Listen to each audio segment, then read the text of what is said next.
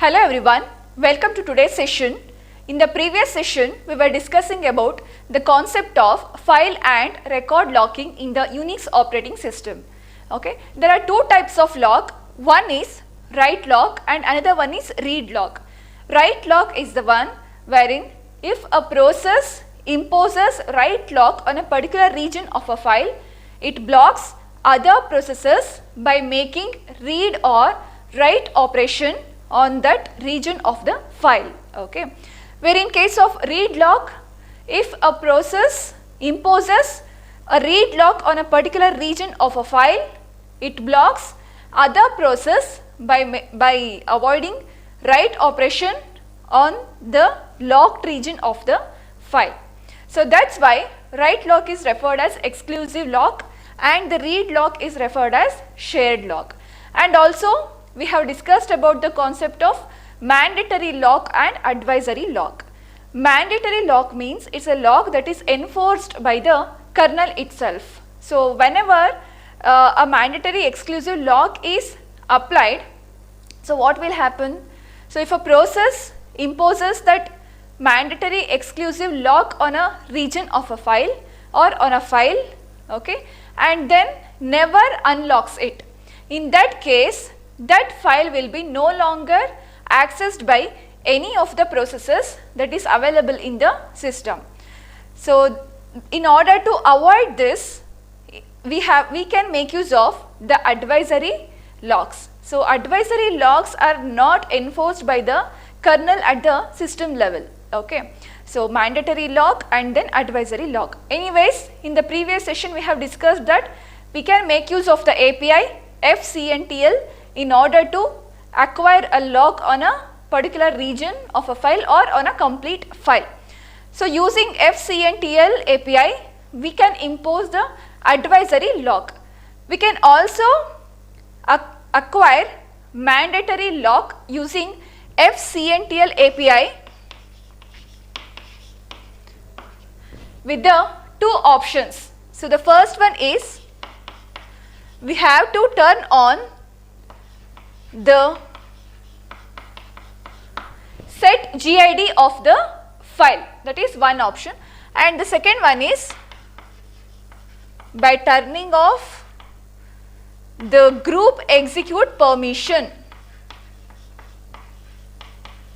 Okay, by turning off the group execute permission on the file, we can impose a mandatory lock by using this fcntl API. Okay, so in today's class we shall discuss with the program how fcntl API can be used to impose a lock on a particular region of a file. So this program illustrates the usage of fcntl API in order to impose an advisory lock on a file. Okay, so these are the include statements and here we are giving the inputs through command line arguments. Okay, so here the inputs is nothing but more than one file names can be given. Okay, so the more than one path names can be given on those files. This program, it will acquire lock on those files. Okay, let me consider the example. So for example, I will pass here like this, command line arguments /a.out space, let it be s1 dot text and then s2 dot text. Okay, assume that I am passing two file names. Okay, so this program will impose lock on these two files. Okay, so now let us see, these are the command line arguments and these are the declaration, variable declaration, let it be there. So here, while decrement operator argc, so here I am making use of pre-decrement. Okay, so the argument count here is, the argument count is 3. Okay, so if it is, I am each and every time I am just decrementing this because I have to apply or impose lock on each of these files. Okay, so that's why on imposing lock on this file, again I am repeating the loop. That means these set of statements are used to impose lock on this file.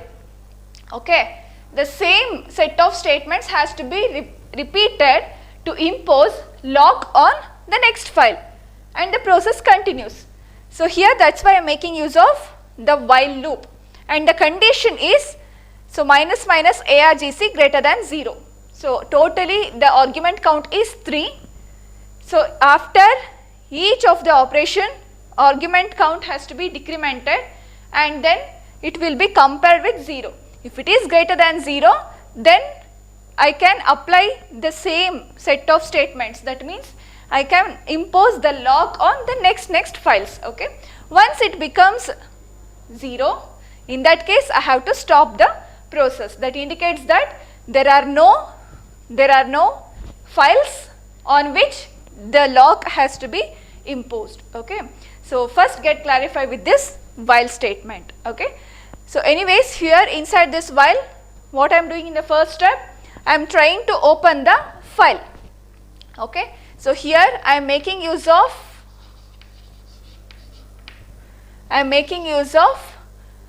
string like this by using char star. Okay. I am not making use of character array for referring these files. Okay. So here star argv, that means currently it will be pointing here. Okay. If I say star plus plus argv, now it will be pointing to s1.txt. So this file. So I am just trying to open this file in read write mode. So this concept we have already discussed in the previous sessions when I was explaining the Open API. Okay. So here I am opening this file. So whenever Open API is called, Open API is invoked, it returns a file descriptor which is of type integer. So here fd is the file descriptor which is of type integer. So first what will happen, the Open API will be called and the value will be assigned here. If it is -1, then there is some error with the open system call.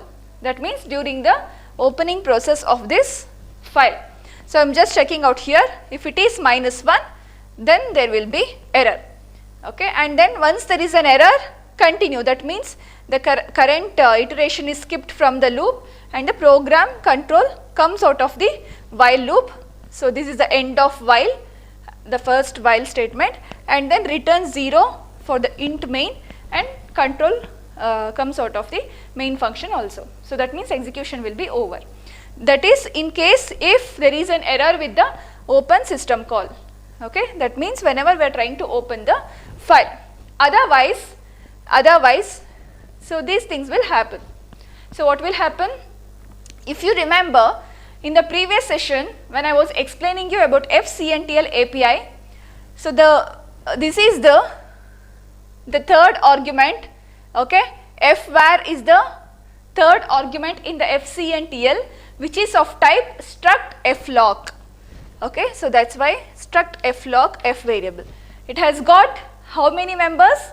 So totally 5 members, such as L underscore type, that indicates the type of the lock, and then L underscore once, L underscore start, that should be added to the L once value, and then L underscore len, so that indicates the total number of bytes, on how many bytes the lock has to be imposed. Okay. So I will set the values for this. So type of the lock, let it be write lock. Once means seek set. If this is enabled for L once, then L start means, so this will be added to the L start value will be added to the starting position of the file. Okay. So 0 will be added to the starting position of the file. That means the starting region of the lock that has to be imposed. So that means the beginning of the file, and ln is 0 as of now. So now I am calling the fcntl API. I am passing the file descriptor as the first argument, and second one I am trying to set the lock. So in the previous session I have explained about the second argument also. That means there are 3 possible values: f underscore set lk, f underscore set lkw, f underscore get lk. I have explained you about all this in the previous session itself. So then I am trying to set the lock, and the third argument is the parameter which is of type struct flock. So that means fvar variable. So fvar I am passing it here. So if it is executed successfully, then this program will impose lock on this s1.text. Okay. So if it is -1, that means we are unable to acquire lock on this file. That means some other process has locked the file s1.text. Got it? So here I am trying to impose the lock on the file. Suppose if it returns -1, I am just checking the condition here. Suppose if it returns -1, so some other process might be locking the same file. So since some other process has locked the file, I am trying to get the information like which file has locked this file. I mean which process has locked this file. So again FCNTL API is used to get the information about the lock on this file. Okay, so I am making use of FCNTL file descriptor get lock and f variable if it is not equal to -1 and L type is not equal to unlock, that means still some other process has locked this file. Okay, I am considering this s1.text file. I am trying to impose the lock, but we are unable to impose the lock. That is because some other process has already locked this file. So I am just trying to get the information about that process. So here I am just trying to get the information. So that's why I am using get lock and passing fvar. Okay, and that process, I mean that process should be not equal to unlock. That means it should be still locking the file, the other process. Only in that case I can retrieve the information about that process which is holding the lock now. So the same thing I am checking here.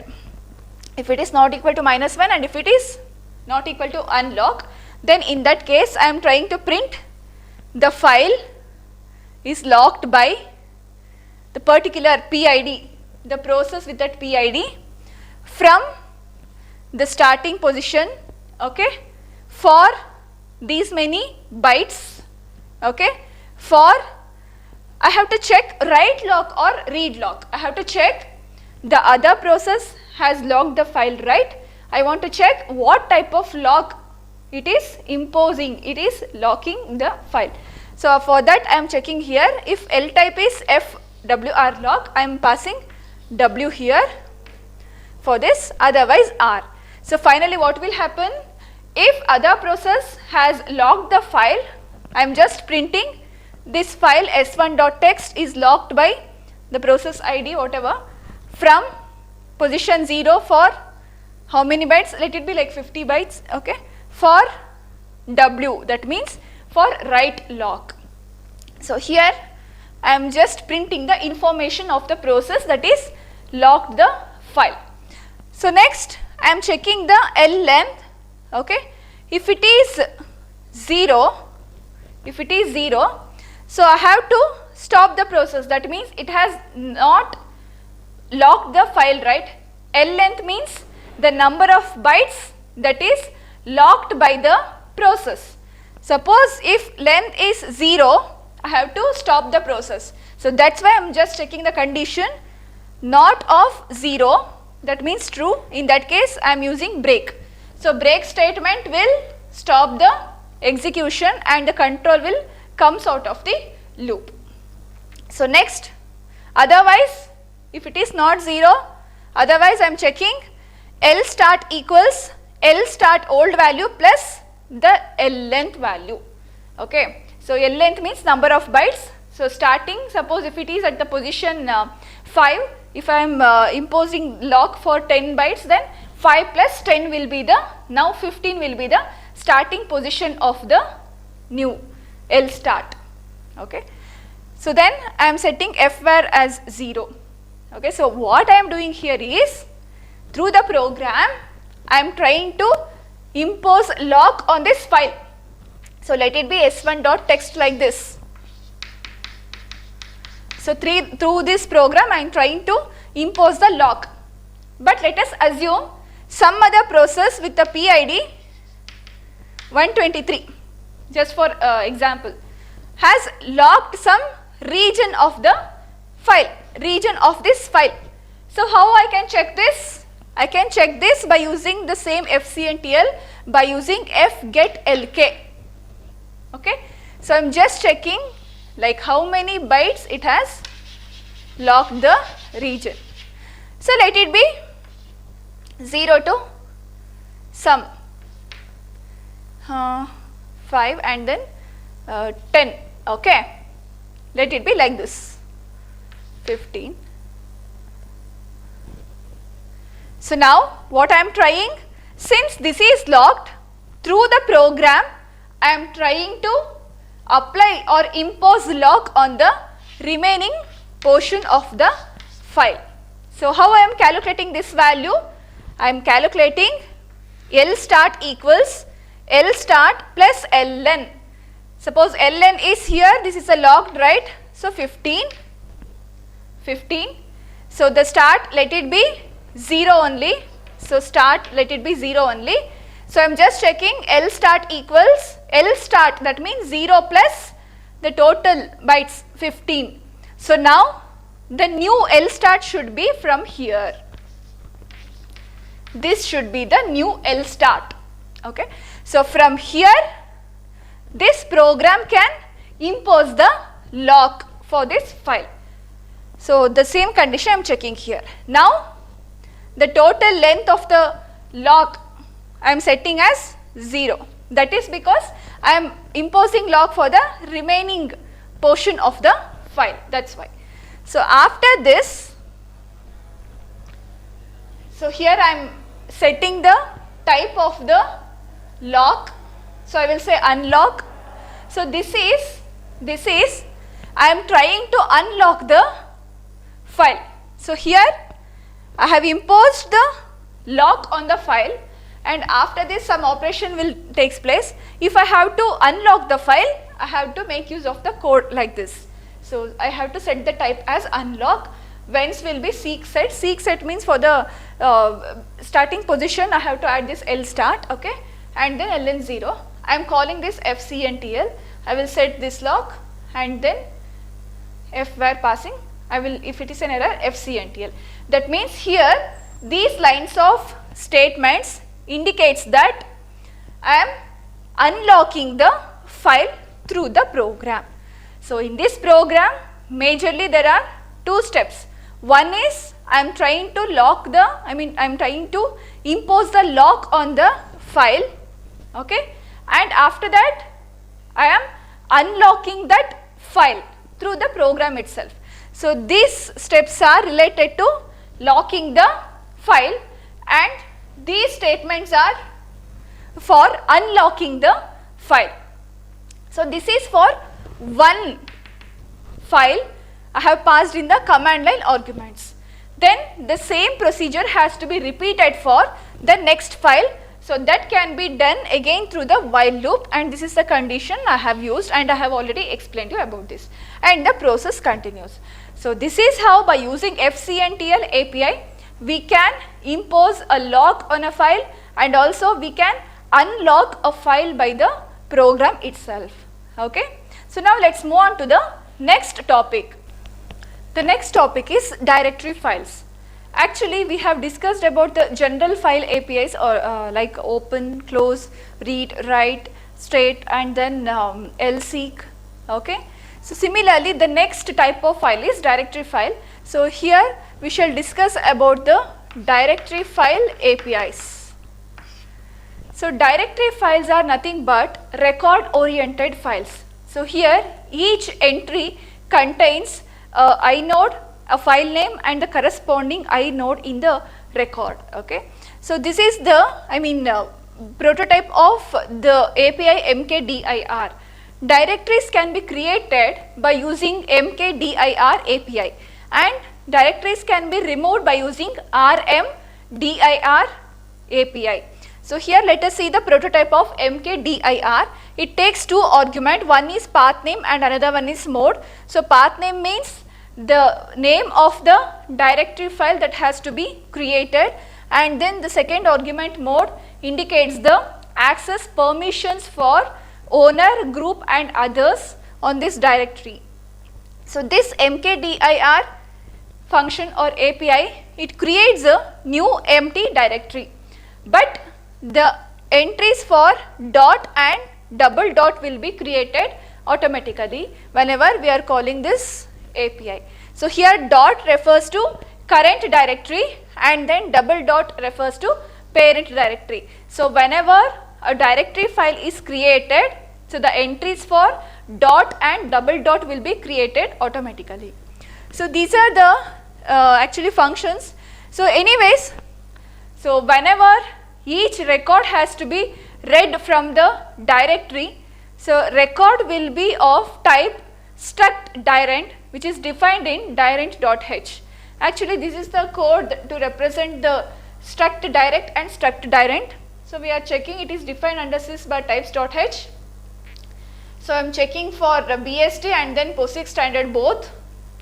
So here each record will be of type struct direct if the Unix system is BSD Unix 4.2 and 4.3. Okay, if it is BSD Unix 4.2 and 4.3, in that case each record in the directory file will be of type struct direct.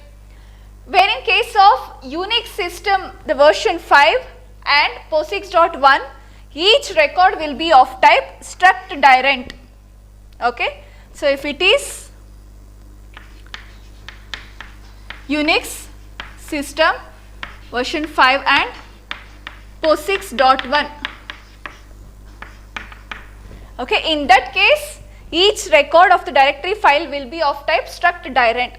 So in our program, sometimes we can make use of struct direct depending on the operating system, the Unix 4.2 and 4.3, and if it is a POSIX and then Unix system 5, we have to make use of struct direct. So in general, this is the code that is written in order to type def these two data types to a common name, that is direct. Okay, so direct, I am just giving the common name direct for each of these data types in case of different operating systems.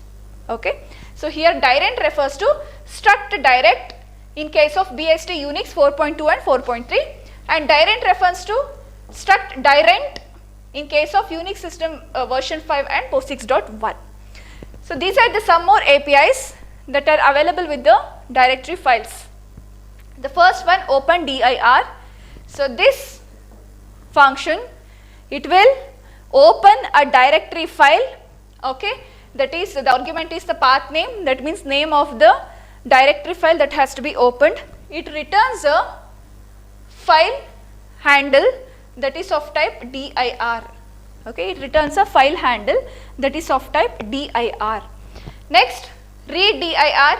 This function is used to read the record from the directory file. Since we are reading the record information, so this function returns the records. So record is of type direct. So that's why return type is direct. And the here argument is dir star dir fdsc, that means the directory file descriptor. So here the argument is the directory file descriptor of the directory file from which the record has to be read. Okay. Next is close dir. It is used to close a directory file that is referenced by the dir file descriptor, that means directory file descriptor. It returns 0 if it is executed successfully, -1 if there is any error. So next, rewind dir. This will reset the file pointer to the beginning position of the directory file. Okay. So this will reset the file pointer to the beginning position of the directory file that is referred by dir fdsc, that means directory file descriptor. So these are the functions that are available with directory files. There is one more function, that is rmdir, that is used to remove a directory file. So rmdir, this function is used to remove an empty directory. So return type is int, so it will be returning 0 if it is successful and -1 if there is any error, and there is only one argument, that is the path name. So the path name of the directory file which has to be removed. So there are two more functions, one is tell dir and another one is seek dir. This tell dir, this will return a file pointer that is referenced by the directory file descriptor, okay. And then seek dir, it is used to change the file pointer to the specified address. So it is used to change the file pointer to the specified address. Now let us discuss a program that illustrates the usage of all these functions. So the program has the include statements here, and this is the I am making use of, I am using type def direct for struct direct or struct direct depending on the type of the Unix system, and the main function here. Here what I am doing is I am trying to perform directory operations on a file, and I will be giving that name in the command line argument itself. So let it be like xyz. So this is the directory file name. Here I am just checking the argument count. If it is greater than 0, that means I have explained you in the previous program itself. So if it is greater than 0, then control enters here. I am trying to open the directory, so referring to this xyz. So argv star means initially it will be this. If I say ++ star argv, it will be pointing here. So it will try to open the directory xyz. So if it is not of this, that means if this is not available, that means if it is not yet created, then the condition becomes true, and then control enters here.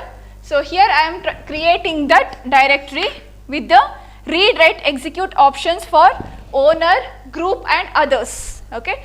If there is some error, I am checking for the condition -1. If it is matching with -1, there is some error with mkdir, and I will terminate the current iteration of the loop, okay. Otherwise I am just checking with the count. So here, so I value will be 0. So if it is incremented, it becomes 1. So any non-negative value will be true. I am trying to retrieve the directory name, okay. So next step, I am just checking the directory name with dot and directory name with double dot. So it returns non-zero value if it is not matching with dot and double dot. That means I am just checking how many entries are there in a directory, okay. So this will be available automatically. Apart from these two, if there are any entries, the string compare will return a non-zero value, okay. So in that case, condition becomes true, and I am incrementing the count value, okay. Suppose count is 0, then I can remove the directory. So that's why I am checking the condition not of 0, that means condition true. Count is 0, I am calling remove directory, okay. I will break this. Otherwise I am making use of rewind directory. So this is the actually the directory file descriptor. So that is returned whenever a open dir API is called, okay. So after this I am closing the directory that is referenced by the dir_fd, that is the directory file descriptor. So in today's class we have discussed how the FCNTL API can be used to impose a lock on a file, okay, and then we discussed about directory file APIs. Hope you have understood the concepts. Thank you.